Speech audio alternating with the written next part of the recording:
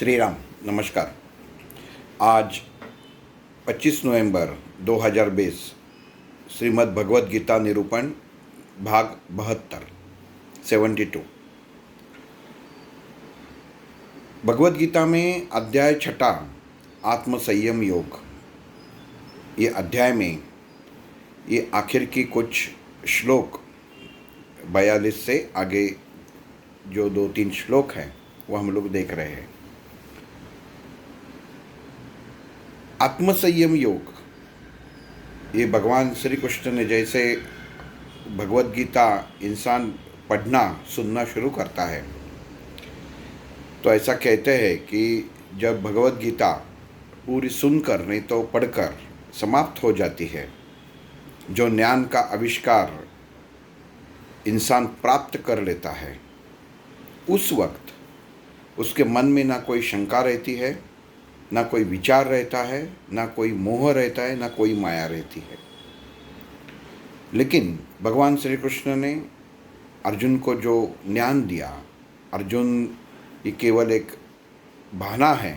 सर्वसामान्य लोगों को भगवान श्री कृष्ण ने जो ज्ञान प्रदान किया हुआ है, वो ज्ञान प्रदान करते समय भगवान श्री कृष्ण ने उसी समय शायद ये जांच लिया था कि कल युग में इंसान की सोच, इंसान की चाल चलन, इंसान की रोज की उसके काम, उसकी जिम्मेदारियाँ, ये पूरी समझकर इंसान कितना मोह माया अहंकार, इस जो षडरिपु है, 10 इंद्रिय, 5 कर्म इंद्रिय, 5 ज्ञान इंद्रिय, इनके अंदर कैसे फंसता है।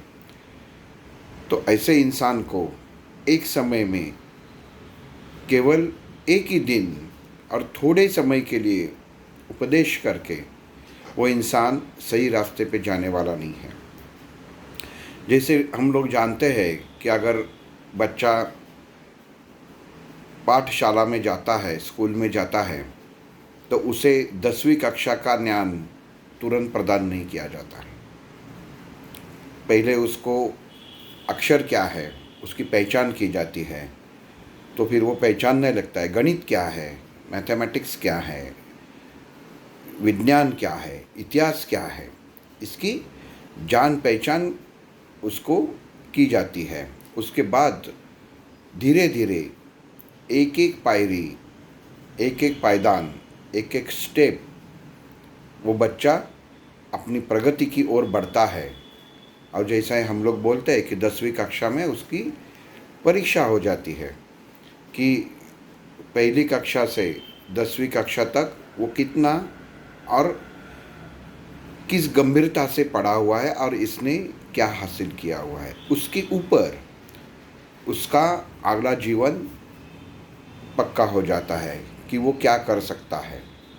वैसे ही यहाँ पे भगवान श्री कृष्ण अर्जुन द्वारा सर्वसामान्य लोगों को जो ज्ञान बांट रहे हैं, जो ज्ञान का उपदेश कर रहे हैं, वो एक एक धागा, एक एक योग के द्वारा उसका दरवाज़ा खुला कर रहे हैं। एक ही बात में अगर भगवद गीता कहनी है तो एक शब्द में, एक वाक्य में भी कही जा सकती है, लेकिन भगवान श्री कृष्ण ने ऐसा नहीं किया, क्योंकि जितनी व्यक्तियाँ रहती है उतनी प्रकृति भी रहती है, और हर प्रकृति के अनुसरण, हर प्रकृति के अनुसार इंसान को ज्ञान स्वीकार करने की शक्ति रहती है, ताकत रहती है, सोच रहती है, अकलनता रहती है।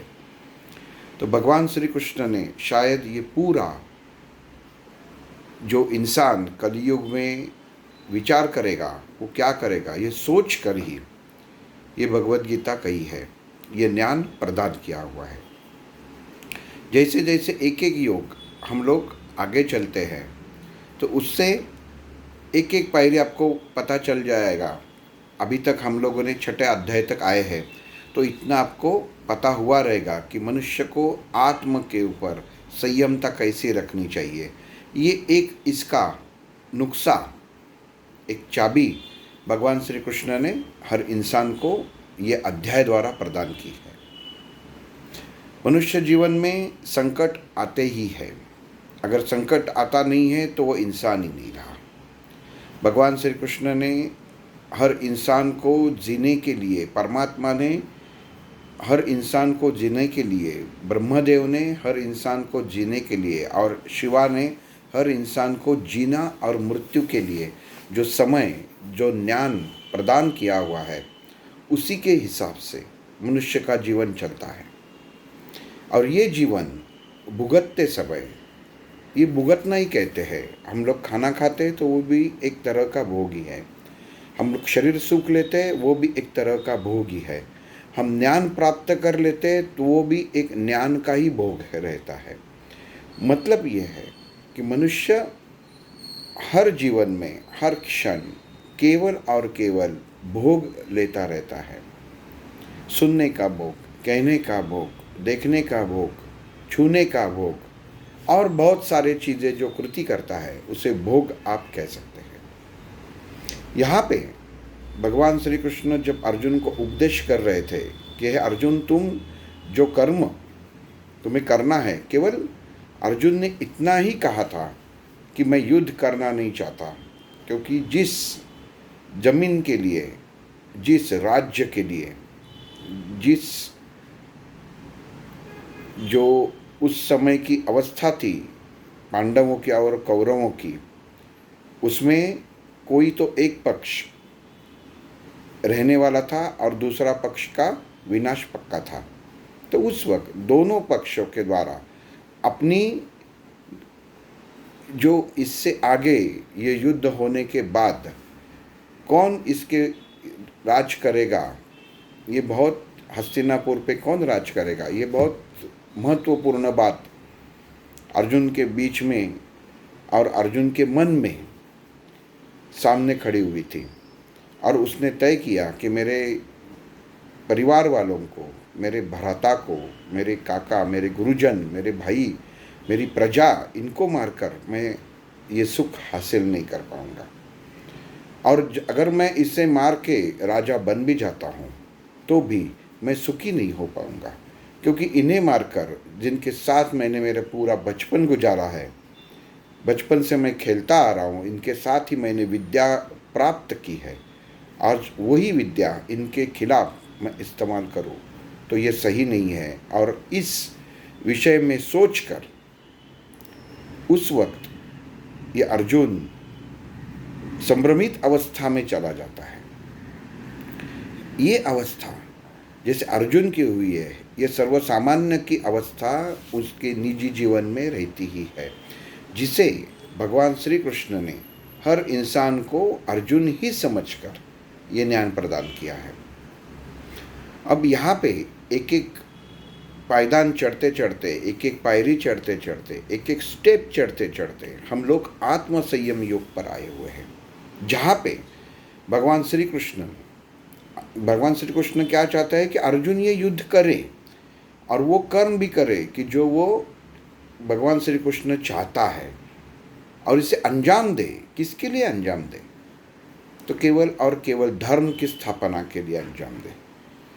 राज्य के लिए न अर्जुन भूखा था, न श्री कृष्ण चाहता था कि ये केवल राज ही करे। भगवान श्री कृष्ण परमात्मा इतना ही चाहता था कि ये देश में, ये दुनिया में केवल और केवल धर्म का प्रसार हो, सत्य का प्रसार हो, और वो हिसाब से, वो अनुस्वरूप, वो अनुषंग की ओर से वो अर्जुन को ज्ञान प्रदान कर रहे हैं।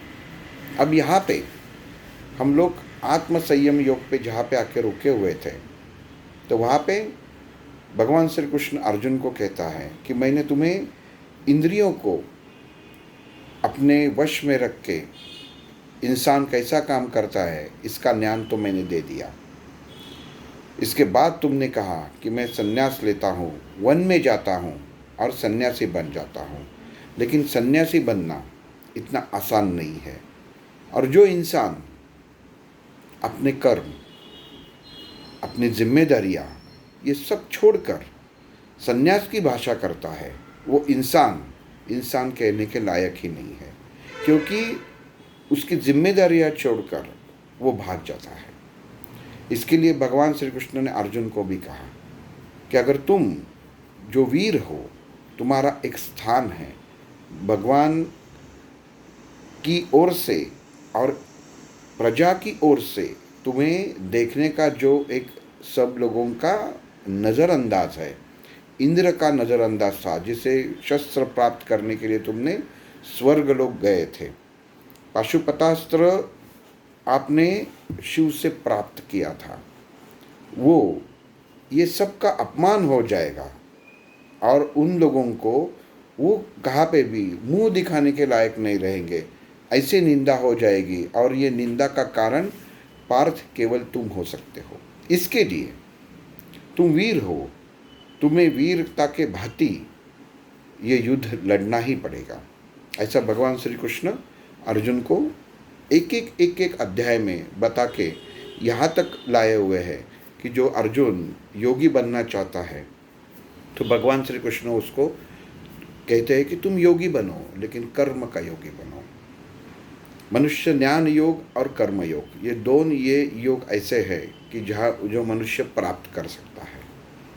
लेकिन जैसे अर्जुन के मन में जो विचार था कि मैं कोई वन में जाके रहता हूँ, मुझे कुछ नहीं चाहिए, मुझे सुख भी नहीं चाहिए, मुझे दुख भी नहीं चाहिए, मुझे प्रजा भी नहीं चाहिए, मेरे रिश्तेदार भी नहीं चाहिए, मैं अकेला रहना चाहता हूँ क्योंकि मुझे मोक्ष चाहिए और मोक्ष के लिए मैं योगी बनना चाहता हूँ। मैं सन्यासी लेता, भीख मांग के, किसी से भिक्षा मांग के रहना पसंद करूँगा, लेकिन किसी की हत्या करके वो हत्या का पाप मेरे माथे पे नहीं लगना चाहिए। ये सोच से अर्जुन चल रहा था। तो एक एक धागा भगवान श्री कृष्ण ने यहाँ पे अलग अलग किया हुआ है। अब आत्मसंयम योग के आखिरी चरण में जब भगवान श्री कृष्ण अर्जुन को कहते हैं कि हे अर्जुन, तुम अगर योगी बनना चाहते हो तो केवल ये मत समझो कि योगी बनने के बाद तुम तुम्हारे कर्म से हट जाओगे। जो श्रेष्ठता तुम्हारे अंदर है, युद्ध तो तुम्हें करना ही पड़ेगा क्योंकि तुम वीर हो और वीर का पहला काम है, और तुम एक राज्य के राजा कहने के लायक हो। जो प्रजा तुमसे उम्मीद लेके खड़ी है, उनकी उम्मीद निराश न करने का काम तुम्हारा है। और जो वीरता है, क्यों जनता तुम्हारी ओर क्यों देखती है? क्योंकि तुम वीर हो। जनता जानती है कि मेरा राजा, मेरा अर्जुन, वो योग्य है, वो एक ही अकेला काफ़ी है कि जो ये अधर्म खत्म कर सकता है, समाप्त कर सकता है और धर्म राष्ट्र की स्थापना कर सकता है। इसके लिए इतनी उम्मीद लगाए हुए सब लोगों को तुम निराश नहीं करना, क्योंकि तुम्हारा धर्म ही है कि युद्ध करना। वो तुम उससे छुटकारा नहीं पा सकते। लेकिन जैसे बोलते हैं कि इंसान को संभ्रमित अवस्था उसके विचार कर लेते हैं। आज हम लोग देखते हैं कि बाहर ये दुनिया में 80% लोग, 80% लोग संभ्रमित अवस्था में रहते हैं। आज अगर आप जो हम लोग इंटरनेट का माध्यम इस्तेमाल करते हैं उसके ऊपर देखेंगे तो सबसे ज़्यादा मरीज़ ये दिमाग की बीमारी से है, उसके बाद दिल की बीमारी से है, उसके बाद मधुमेह की बीमारी से है। इसका कारण ये है कि मनुष्य का मन शांत नहीं रहता। हर वक्त मुझे कुछ चाहिए, ये उसकी सोच उसे शांति से बैठने नहीं देती। जो सोचता है वो खिंचाव का सोचना होता है, जानबूझकर वो सोचता है और शांत रहने की कोशिश करता है, लेकिन ये सही नहीं है। तो यहाँ पे सहजता, ये संयमता कैसे आनी चाहिए, ये भगवान श्री कृष्ण ने ये अध्याय में बताया है। योग का मार्ग वो भी बताया है। आज वापिस एक बार बताता हूँ कि कोई इंसान को मन शांत करना है आपको योग की मार्ग पे चलना है तो अलग से कोई योग करने की ज़रूरत नहीं है। जो आसन, एक ही आसन भगवान श्री कृष्ण ने कहा हुआ है, अलग उसके बाद बहुत सारे उसका संशोधन हुआ। अलग अलग आसन हम लोग आज देखते हैं कि योगासन में कितने आसन ऐसे हैं। बाद में समर्थ रामदास स्वामी जी ने सूर्य नमस्कार भी कहा कि एक एक उसके ऊपर क्रांति होके गई। वैसे ही यहाँ पे भगवान श्री कृष्ण ने, अभी हमें ये याद रखना बहुत ज़रूरी है, भगवान श्री कृष्ण ने कहा मतलब परमात्मा का कहना है, भगवत की मुख से बताई हुई वदन है वो, तो इसका प्रमाण है। तो भगवान श्री कृष्ण ने कहा था कि इंसान को सीधा बैठना चाहिए, उसकी गर्दन सीधी होनी चाहिए, उसकी दोनों आँखें अपनी नाक के यहाँ पे अग्रभाग पर स्थिर होनी चाहिए और धीमे से उसको सांस लेनी चाहिए। ये आसन भगवत गीता में भगवान श्री कृष्ण ने बताया है। ये इसके लिए बताया है कि मनुष्य जीवन केवल कहने से सुनने से शांत नहीं होता, शरीर को नियंत्रित प्राणवायु की बहुत आवश्यकता होती है। जैसे कि हम लोग देखते हैं कि कोई हमें एक अनचाहे समय पर फ़ोन करके दूरध्वनि पे बताता है, जैसे ही दूरध्वनि की घंटी बजती है तो हम लोगों के मन में एक क्षण में हजारों ख्याल आ जाते हैं, हजारों विचार आ जाते हैं कि अरे अभी रात का 1 बजा है, अभी किसने ये फ़ोन किया रहेगा, किसके लिए किया रहेगा। और इंसान पहले बुरा ही सोचता है, क्योंकि ये इंसान की आदत है कि रात को 1 बजे कोई किसी को बच्चा हुआ है, कोई परीक्षा उत्तीर्ण हुआ है, ये नहीं बताएगा। कोई बुरी चीज़, बुरी बातमी, बुरी कहावत यही बताएगा। ये हर इंसान ने, प्रत्येक इंसान के मन में ये बात स्थित है और ये इसके लिए से। लेकिन भगवान श्री कृष्ण ने यहाँ पे अर्जुन को योगी की विशेषताएं, उसके गुण कहते वक्त ये कहा है कि जो सच्चा योगी होता है ना उसे सुख का और ना दुख का, दोनों चीज़ों का असर नहीं होता। अगर आपने उसको कुछ अच्छी बात कही तो भी वो उसका जो रिएक्शन आना चाहिए चेहरे से, मुंह से, वो नहीं आता। और दुख की बात कहे तो भी नहीं आता। मतलब क्या है कि दोनों के बीच में, मध्य बिंदु में, जहाँ पे कुछ भी नहीं है वहाँ पे आकर वो स्थित हो जाता है कि जीवन में अच्छाई और बुराई उसने एक बार स्वीकार कर ली है तो वो बाजू चली जाती है। अगर आप शादी करते हैं और शादी होने के बाद रोज़ नहीं कहते कि ये मेरी बीवी है, ये मेरी बीवी है, क्योंकि एक बार अपने वो धार्मिक विधि कर लिए, उनको स्वीकार कर लिया तो ये प्रमाण है कि वो आपकी बीवी है। वैसे ही योगी जब सुख और दुख दोनों आत्मसात करके उससे अलग हो जाते हैं तो ये अलग से रोज कहने की बात नहीं है, ये सिद्ध है कि ये योगी है जिसको ना कुछ लेना है ना कुछ देना है। आप उसके पास धनराशि लेके जाए तो भी नहीं लेगा और उससे आप धनराशि मांगेंगे तो भी नहीं देगा। वो आपको ज्ञान प्रदान कर सकता है।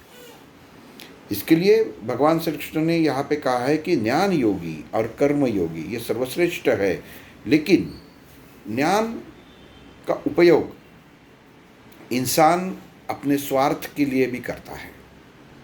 जैसे आजकल के बहुत सारे गुरु,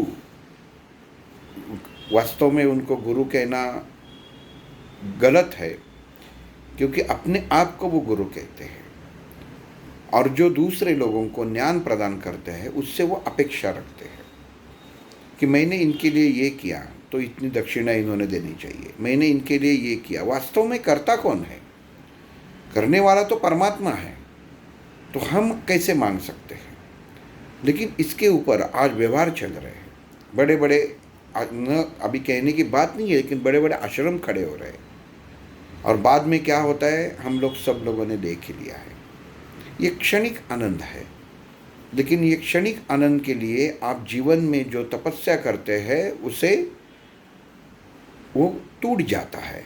एक पत्थर जैसे दो टुकड़े हो जाते हैं, वैसे दो टुकड़े हो जाते, बिखर जाता है। इसके लिए भगवान श्री कृष्ण ने अर्जुन को कहा कि हे अर्जुन, ज्ञान योग, इंसान ज्ञान की सोच कहाँ तक लेके जाएगा ये मुझे मालूम नहीं, लेकिन ये अच्छा और बुरा क्षण में बदल सकता है। इसके लिए तुम ज्ञान योगी हो, लेकिन तुम कर्मयोगी बन जाओ। अगर तुम कर्मयोगी बनते हो और ये युद्ध करते हो, और ऐसा समझ लो कि ये तुम युद्ध जीतते हो, तो तुम ये नगर के राजा बन जाओगे, तुम्हें सुख प्राप्त होगा। देखिए, इसके अंदर जो चीज़ अर्जुन चाहते नहीं थे कि मैं मेरे परिवार वालों को, रिश्तेदारों को, दोस्तों को, अपनी प्रजा को मारकर ये राजा बनो, वही बात यहाँ पे भगवान से कृष्ण कह रहे कि तुम युद्ध करो, क्योंकि युद्ध का परिणाम तुम्हें मालूम नहीं है। अगर तुम इसमें वीर गति प्राप्त करते हो, फिर भी तुम अच्छा मोक्ष पाओगे और स्वर्ग प्राप्ति करोगे। दोनों तरह से जीत तुम्हारी ही होगी, तो तुम सोच लो।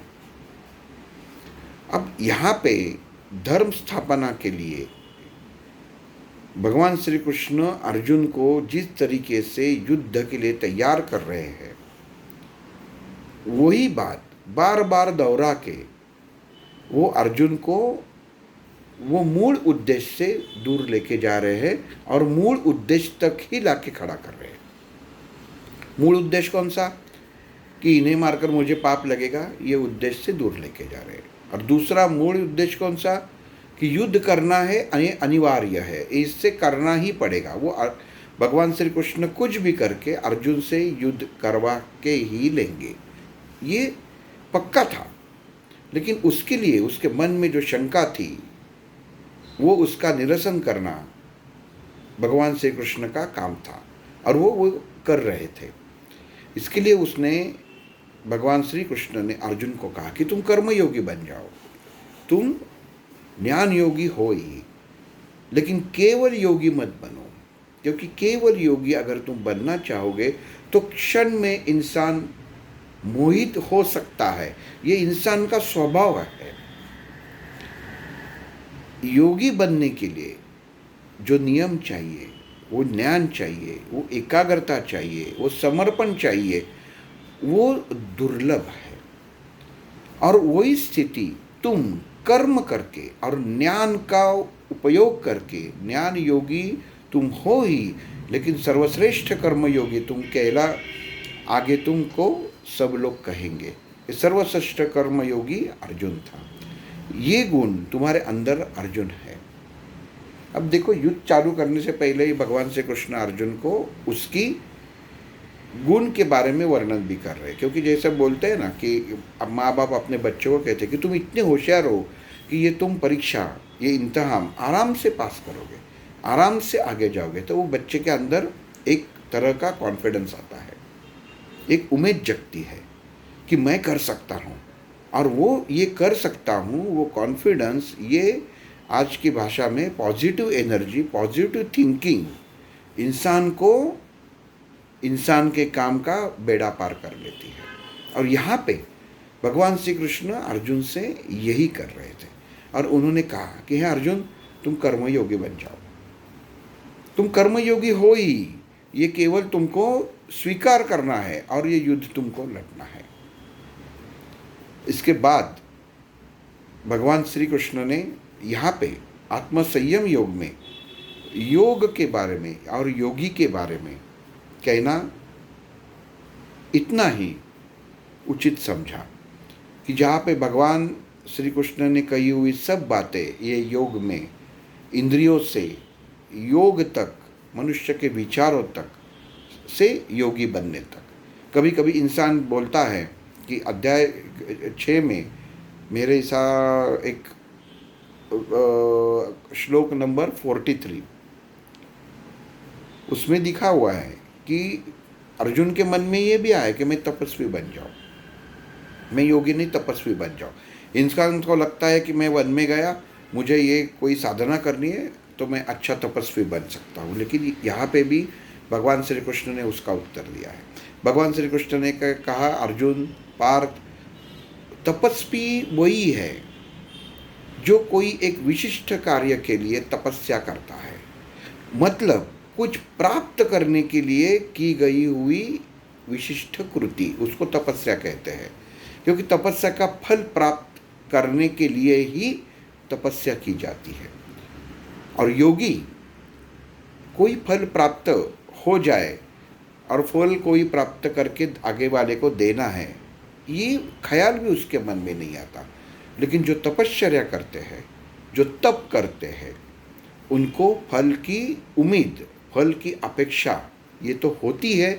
उसके लिए विशिष्ट कार्य के लिए वो अपना कार्य भाग जो एक जगह बैठकर, जिसे तपश्चर्या हम लोग बोलते हैं, एक विशिष्ट फल प्राप्ति के लिए जो होने वाली कृति इंसान करता है, और जब फल प्राप्त होता है तब उसका, वो तपश्चर्या का वहाँ पे समाप्तिकरण होता है, वहाँ पे समाप्त हो जाती है।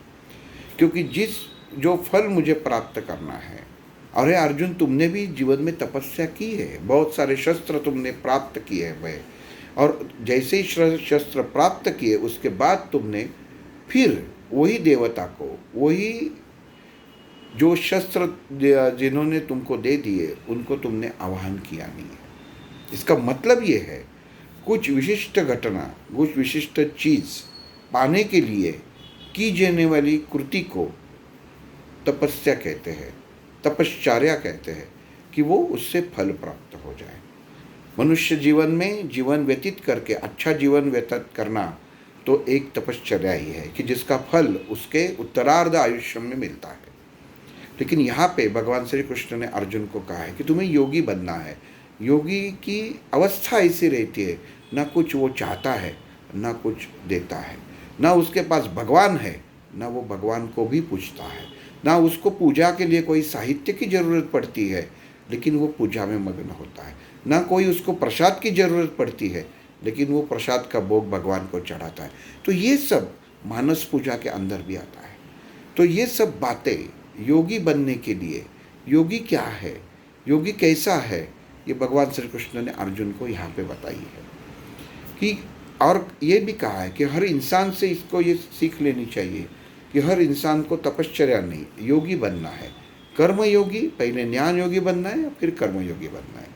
अगर सही ज्ञान आप प्राप्त कर पाओगे, सही फल के लिए ज्ञान प्राप्त कर पाओगे, फल की अपेक्षा किए बिना, तो आप कर्मयोगी बन सकते हो। लेकिन अगर कोई फल की अपेक्षा करके अगर कोई कृति कार्य आप कर रहे हो, तो वो योगी बनने के लिए सही नहीं है। इसके लिए आप ये फल की प्राप्ति करने के बाद आप किसी के गुरु शिक्षक बन सकते हैं, लेकिन योगी नहीं बन सकते। और यहाँ पे आत्मसंयम योग में भगवान श्री कृष्ण ने आखिर में अर्जुन को कहा है कि तुम्हें पार्थ कर्मयोगी बनना है। तुम अगर विजय प्राप्त कर लेते हो तो तुम राजा निश्चिंत रूप से बन जाओगे और तुम्हारे सब दुख उस वक्त समाप्त हो जाओगे। जो इंसान कर्म के द्वारा युद्ध करने वाला है तुम्हारे खिलाफ, वो उसकी कर्म से उसको फल प्राप्त कर लेगा। तुम्हें उसकी सोचने की आवश्यकता नहीं है। जो प्रश्न अर्जुन के मन में था कि इन्हें मारकर मैं हत्यारा बन जाऊंगा, हत्या का फल मेरे पास आ जाएगा और मैं एक गुनहगार कह सकता हूँ, लोग मुझे गुनहगार कहेंगे, तो ये नहीं होगा। और यहाँ पे आत्मसंयम योग में भगवान श्री कृष्ण ने इतना ज्ञान प्रदान करके आगे आत्मविज्ञान योग की तरफ वो चल पड़े। वो आत्मविज्ञान योग क्या है, वो अगले निरूपण में देखेंगे। श्री राम।